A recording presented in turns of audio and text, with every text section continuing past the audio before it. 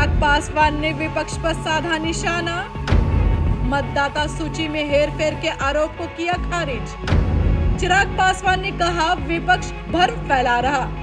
अभी तो समय बाकी ना है कि क्या चल रहा है जमीन पे, क्या नहीं चल रहा है, तो ये भ्रम फैलाने का काम आरक्षण खत्म हो जाएगा। केंद्रीय मंत्री और लोक जनशक्ति पार्टी के अध्यक्ष चिराग पासवान ने पटना में विपक्ष के मतदाता सूची में हेरफेर के आरोप को खारिज करते हुए इसे भ्रम फैलाने की कोशिश बताया। उन्होंने कहा कि ये प्रक्रिया पूरी तरह पारदर्शी है और बूथ लेवल ऑफिसर बेहतरीन काम कर रहे। उन्होंने पटना के पारस हॉस्पिटल में हत्या और एडीजी के बयान को चिंताजनक बताया है। चिराग पासवान ने विपक्ष पर तंज कसते हुए कहा कि ये लोग हार चुके हैं, इसलिए चुनाव आयोग पर मतदाता हेरफेरी का आरोप लगाकर और झूठ बोलकर लोगों को डराने का काम कर रहे हैं। इस दौरान उन्होंने बिहार में कानून व्यवस्था पर भी चिंता जताई।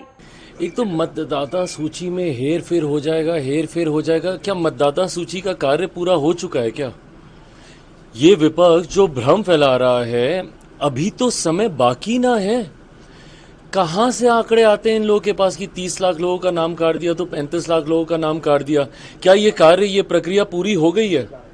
भाई, हम लोग भी गांव देहात से जुड़े हुए हैं, हम लोग भी गरीब परिवारों से जुड़े हुए हैं। हम लोग के बीएलए अपनी पूरी भूमिका निभा रहा है। अगर आप लोग के राजनीतिक कार्यकर्ता गांव देहात लोगों की मदद करने नहीं जा सकता, हम लोग का तो व्यक्ति जा रहा है ना, तो हम लोग को तो पता है कि क्या चल रहा है जमीन पे, क्या नहीं चल रहा है। हम लोग का बीएलओ के साथ बैठ के मेक श्योर कर रहा है कि जितने ऐसे हैं जिनके बारे में आपको जानकारी है, जो लंबे समय से आपके साथ रहे हैं, किसी का नाम नहीं कटे, किसी का नाम नहीं छूटे। तो ये भ्रम फैलाने का काम कि इतने लाख लोगों का नाम कट गया, कौन सी प्रक्रिया बंद हो गई कि नाम कट गया? कहां से इनके पास ये जानकारी आई? अभी तो प्रक्रिया चल रही है, प्रोसेस अभी चल रहा है। हकीकत यह है कि ये वही लोग हैं जो कि सिर्फ झूठ बोलकर, भ्रम फैलाकर लोगों को डराने का काम करते हैं। लोकसभा का चुनाव इन्होंने डरा के लड़ा कि संविधान खत्म हो जाएगा, लोकतंत्र खत्म हो जाएगा, आरक्षण खत्म हो जाएगा। ये वही लोग हैं जिन्होंने सीए कानून को लेकर मुसलमानों के बीच में भ्रम फैलाने का कार्य किया।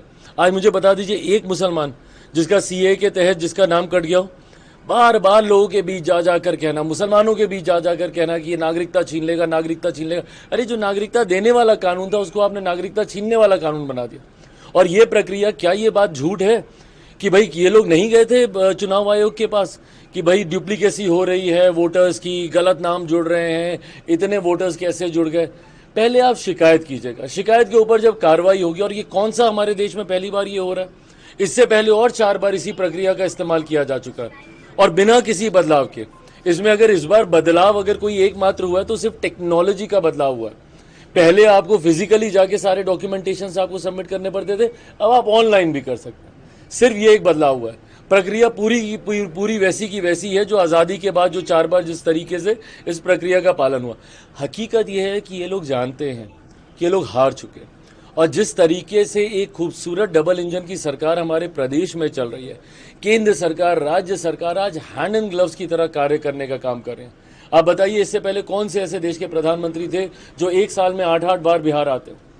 हर एक महीने के बाद प्रधानमंत्री जी का बिहार आना, बिहार को लाखों करोड़ों की सौगात देना। क्या कर लिया था जब यूपीए की सरकार थी? कितना दिया था यूपीए की सरकार ने बिहार को? आज उसकी तुलना कर लीजिए कि पिछले 11 साल में एनडीए की सरकार ने क्या कुछ किया है बिहार के लिए।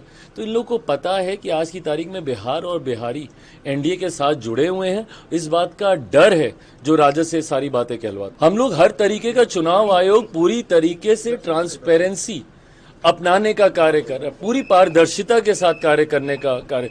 भाई, अगर नहीं होता हम लोग भी सवाल खड़ा करते, और कम से कम मैं और मेरी पार्टी तो करती। इतना तो आप लोग जानते हैं कि भैया मैं और मेरी पार्टी ऐसी पार्टी है जो अगर कहीं पे भी अन्याय हो रहा हो, अगर मेरी अपनी सरकार में भी हो रहा हो, तब भी उसके खिलाफ मैंने मुखरता से मैंने अपनी बातों को रखने का मैंने कार्य किया।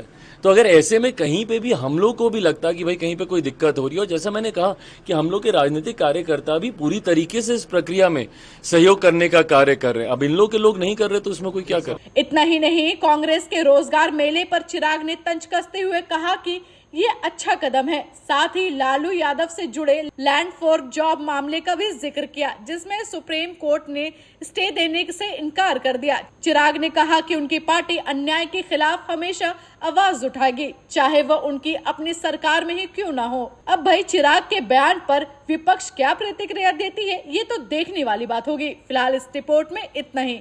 Bureau report TV7 Bharat.